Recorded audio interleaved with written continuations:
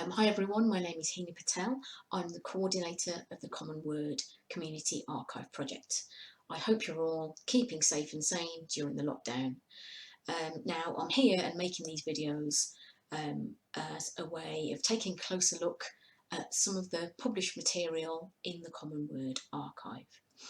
Now I'm going to be looking at one of these booklets, Lifetimes Volume 4.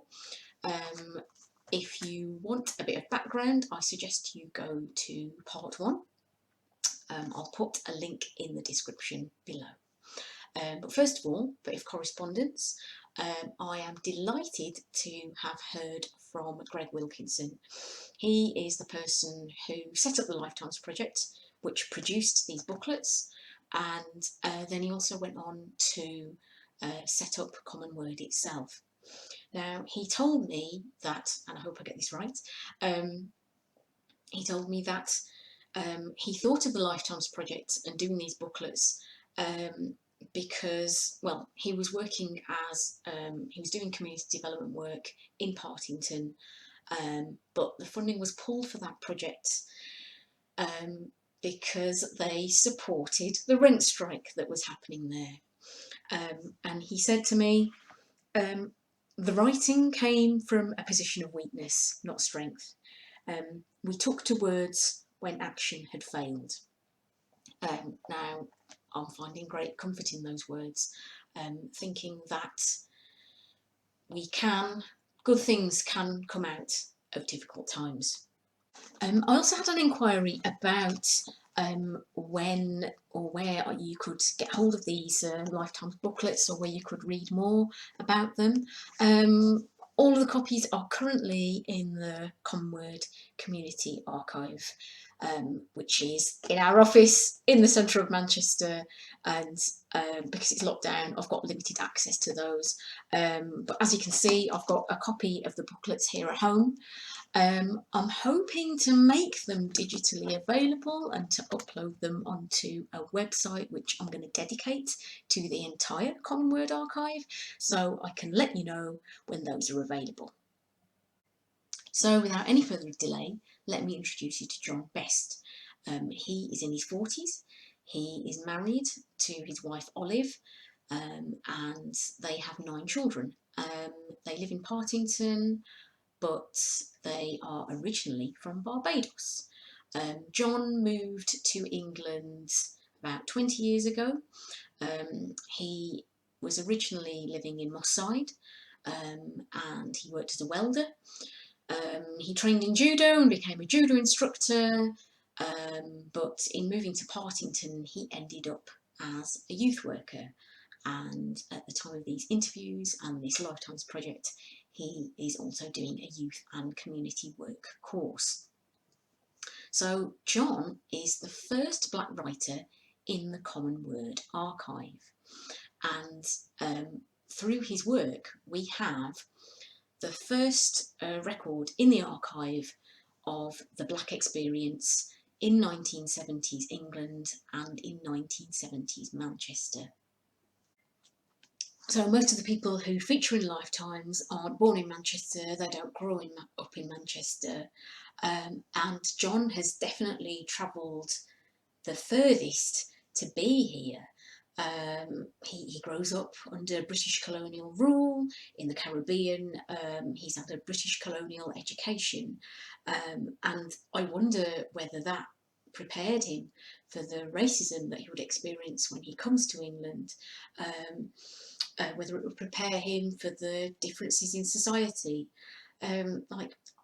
From reading this, I get the impression that he's very sceptical about this idea of community in Britain, because where he grew up, in the village where he grew up in Barbados, it seems that the social bonds ran much deeper than they do here, and the bonds were much stronger.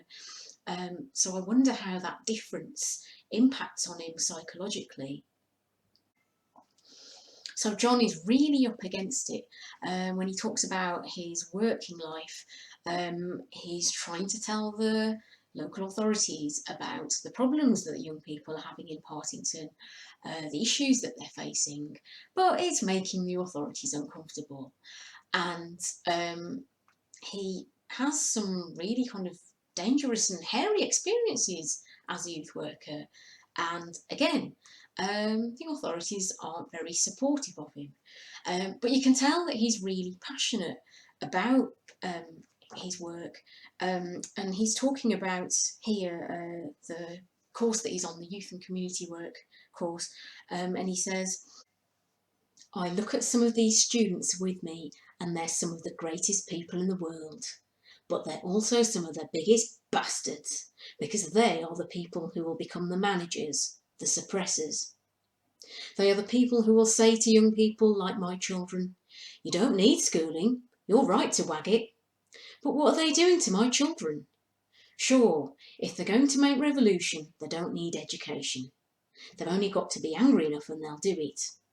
But if we say to these youngsters, education isn't everything, and I mean the academic thing, just that minute part of education, then they end up stupid. And I mean stupid because without schooling there's nothing they can do about getting a job. They can't organise themselves. They can't even fight. And yet some educated people are saying to them they don't need education. So they'll turn out like myself, so they can't talk to the magistrates and the managers. So John's life, his experience, is politicising him. At the same time, he's noticing that his children are having a harder time growing up in England than he did growing up in Barbados.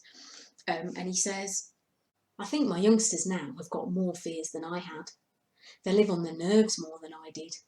They're not free, they're captives. In the West Indies, I could just go under a tree and lie down. The only poisonous thing you had was something you ate which didn't agree with you. There were no lions or snakes. You could go under any tree, you could say, I'm fed up with this area, I'm fed up with you lot. You could just get yourself lost. It was so easy just to walk away any hour of the day, and you could lie on your back and look into that sky. My youngsters are trapped. They have only to leave here and the police have got them. I could leave home and nobody would want to know where I was, because there were so many places I could be, and I could be occupied all the time. These youngsters are victims of their circumstances. Indeed, one of John's own sons gets picked up by the police and taken all the way to Bootle Street Station for loitering. So John has to decide whether he's going to use his position as a youth worker to grant his son some leniency, or whether he's going to use this incident to teach his son about policing in England. So then we come to the part of the book where John is having discussions with Greg and the other residents who took part in the project, and his frustration and anger is palpable, and it's not surprising really after all that he experiences. I mean, some of the residents, they work at the People's Rights Office, so it's kind of advice and information for the local residents, but John is really on the front lines with his job, working with some of the most vulnerable people in the area having social problems. And his job seems actually a lot more dangerous than theirs. So I'm not surprised that he feels the way that he does, and I'm also not surprised that he starts talking about going back home to Barbados. And we don't find out whether he does. I'd like to know. Did he go home? Did he go back home to Barbados? Did his wife go with him? Or did she stay here? What happened to his children? And I also kind of finished reading this wanting to know more about his wife as well. She's also from Barbados. She wasn't able to take part in the Lifetimes project in the way that John did, because she was looking after their newly born son.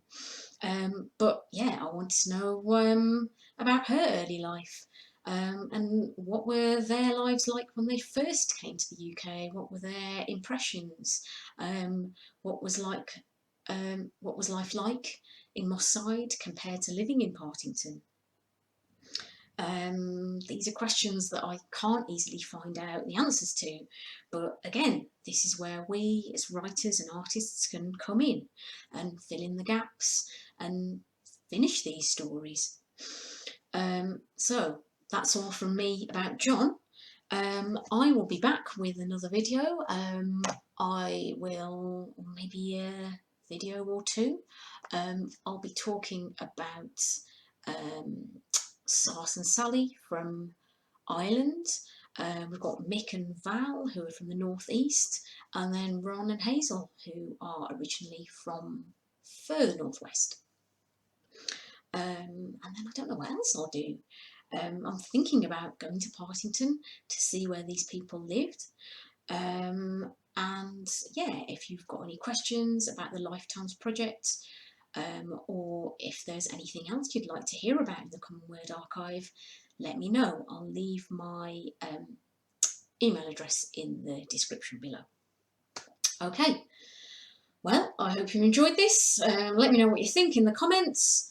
And yeah, until I see you next, take care. Look after yourselves. I'll see you soon. Goodbye.